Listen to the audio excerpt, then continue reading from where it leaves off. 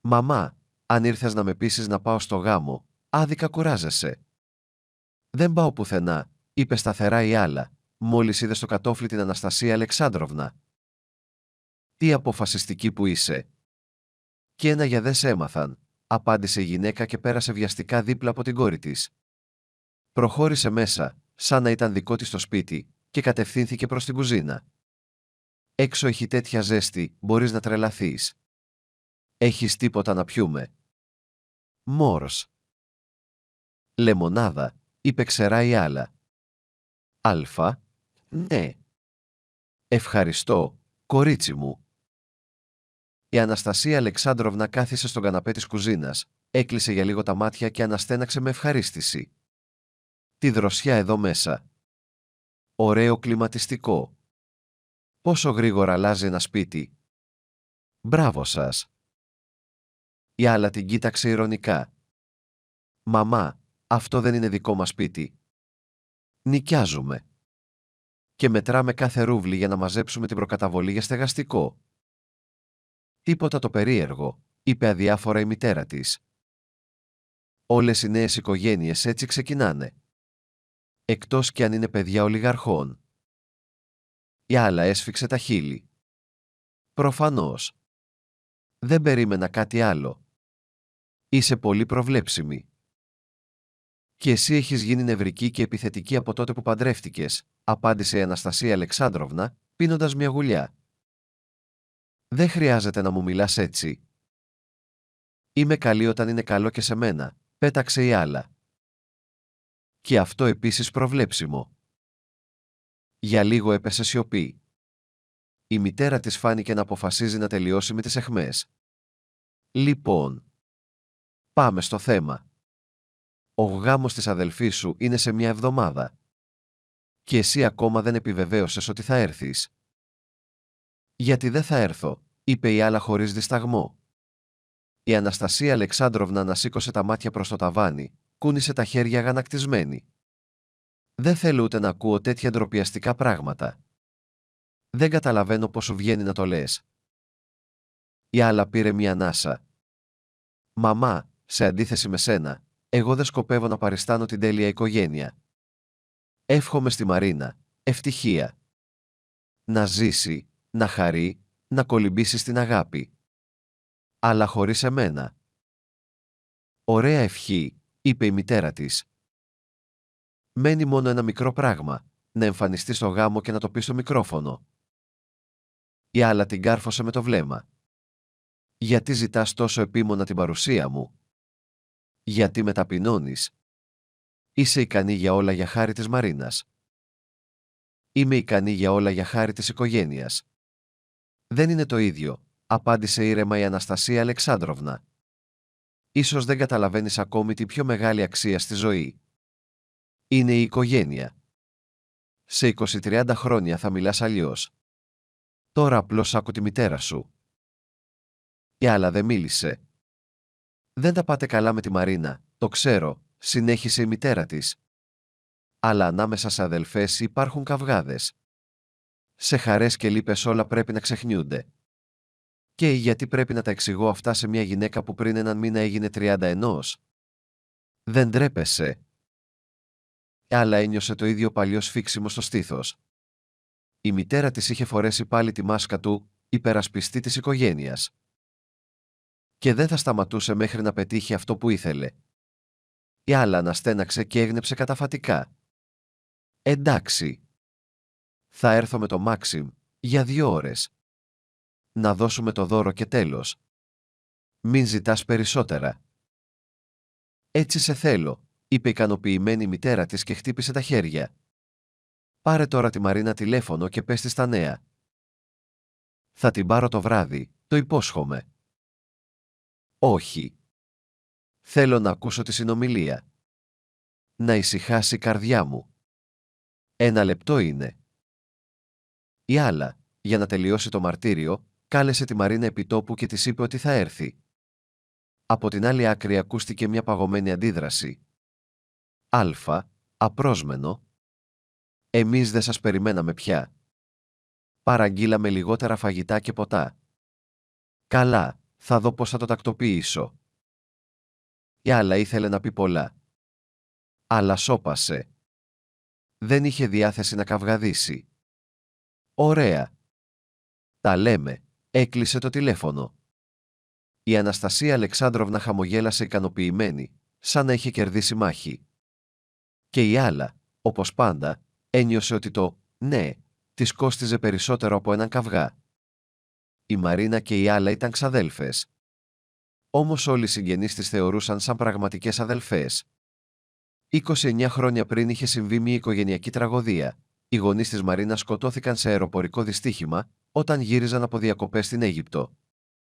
Η Μαρίνα έμεινε ορφανή. Όλη η οικογένεια τη λυπόταν. Έκλαιγαν τη μοίρα της. Και ύστερα από συζητήσεις, αποφάσισαν ότι θα τη μεγάλωνε η γιαγιά, η Στεφάνια. «Η κόρη μου τη γέννησε και εγώ θα τη μεγαλώσω», έλεγε η γιαγιά. Μόνο που, στην πράξη, όλη η αγάπη των γονιών της Άλλας κατευθύνθηκε προς τη Μαρίνα. «Άλλα, εσύ έχεις μαμά και μπαμπά. Είσαι τυχερή. Οι ξαδέλφοι σου δεν είναι τόσο τυχεροί. Πρέπει να τη στηρίζεις, να μην νιώθει μόνη», της επαναλάμβαναν. Και εκτός από φροντίδα, υπήρχε και χρήμα. Η γιαγιά αγόραζε τα βασικά, αλλά δεν έφταναν. Ρούχα, παιχνίδια, κατασκηνώσεις, φροντιστήρια, πανεπιστήμιο δόλα έπεσαν στους ώμους της θείας και του θείου. Και δεν αντιστάθηκαν. Το έβλεπαν σαν αποστολή, βοηθάμε ένα ορφανό παιδί. Στην παιδική ηλικία, έπαιρναν συχνά τη Μαρίνα στο σπίτι τους για εβδομάδες. Εδώ θα είναι πιο χαρούμενη. Με την αδελφή της θα παίζει. Τι να κάνει κλεισμένη μόνη με τη γιαγιά? Εμείς είμαστε μεγάλη οικογένεια, την αγαπάμε, έλεγαν. Κάπου εκεί, η Μαρίνα κατάλαβε ότι είχε πλεονέκτημα. Και άρχισε να το χρησιμοποιεί. Έγινε χειριστική, θρασία. Και κανείς δεν τη σταματούσε. Γιατί ήταν το ορφανό. Οι καραμέλες πρώτα στη Μαρίνα. Η Άλλα έτρωγε ο μικρόν με τόνο, τι περίσσευε. Αν η Μαρίνα έδειχνε ένα παιχνίδι, της το έδιναν αμέσως, χωρίς να ρωτήσουν την Άλλα. Τα καλύτερα φορέματα τα έπαιρνε πάντα η Μαρίνα, να χαρεί λίγο το καημένο παιδί. Και όταν μάλωναν, φταίχτης ήταν πάντα η Άλλα. Πώς δεν τρέπεσαι, τη μάλωνε η Αναστασία Αλεξάνδροβνα. Ξέρεις τι μοίρα έχει η αδελφή σου? Εσύ μαλώνεις για κούκλα και εκείνη δεν έχει μητέρα. Όταν μεγάλωσαν, τα πράγματα χειροτέρεψαν. Μπήκαν και οι δύο στο πανεπιστήμιο.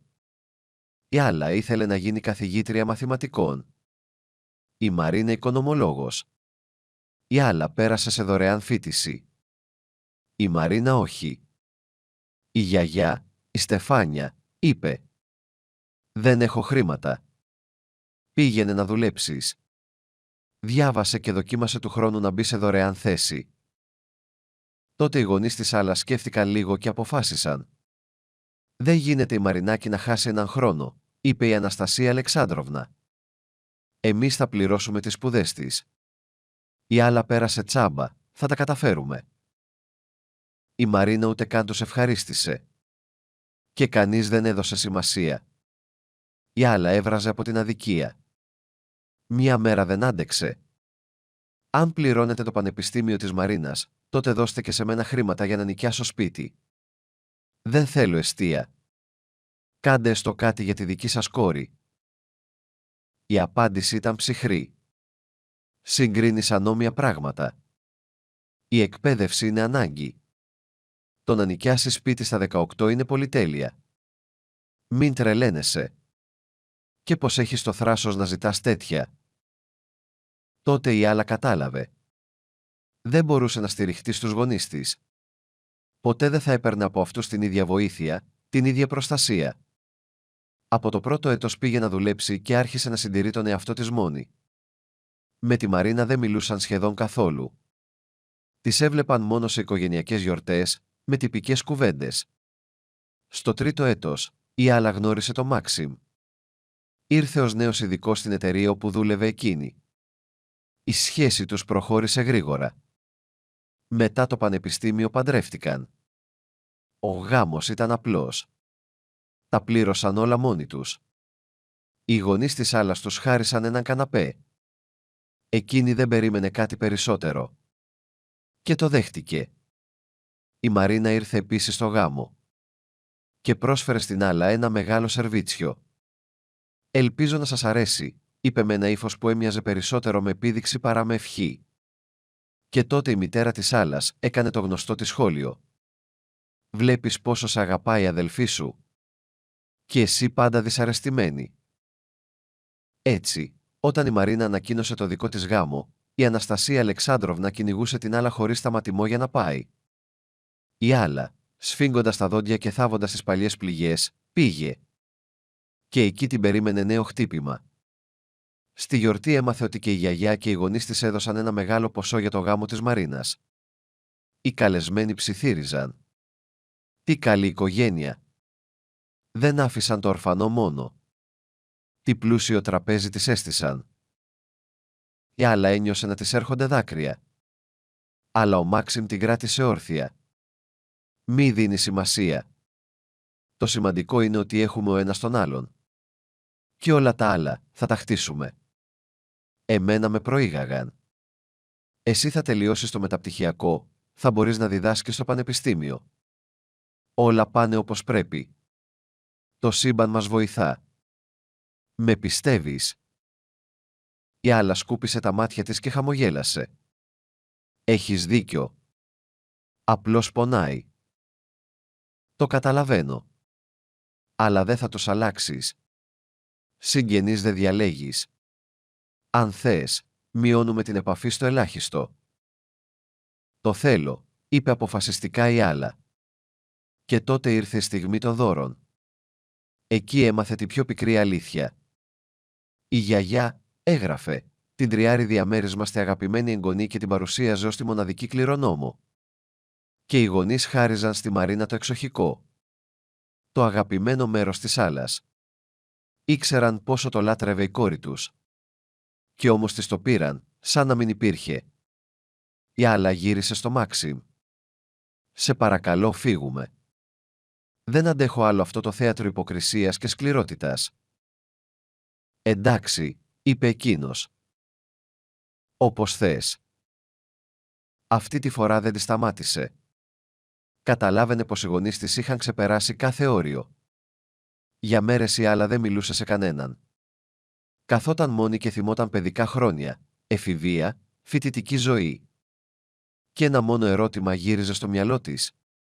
«Χρειάζομαι μια οικογένεια για την οποία είμαι τίποτα». 3 μέρες μετά, η Αναστασία Αλεξάνδροβνα εισέβαλε στο σπίτι μαζί με τον άντρα της. «Θες να πάθω έμφραγμα?» «Τι κάνεις?» «Γιατί δεν απαντάς στο τηλέφωνο», φώναζε. Η Άλλα στάθηκε ήρεμη. Περίεργα ήρεμη.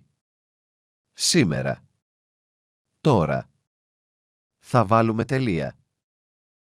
Η μητέρα της την κοίταξε ενοχλημένη. «Τι τελείες? Δεν θα μας προσφέρεις καφέ?» «Όχι. Δεν έχω τέτοια διάθεση». Οι γονείς της κοιτάχτηκαν, ξαφνιασμένοι. «Δεν θέλω να έχω άλλη επαφή μαζί σας. Μου κάνει κακό. Στην υγεία μου και στην ψυχολογία μου».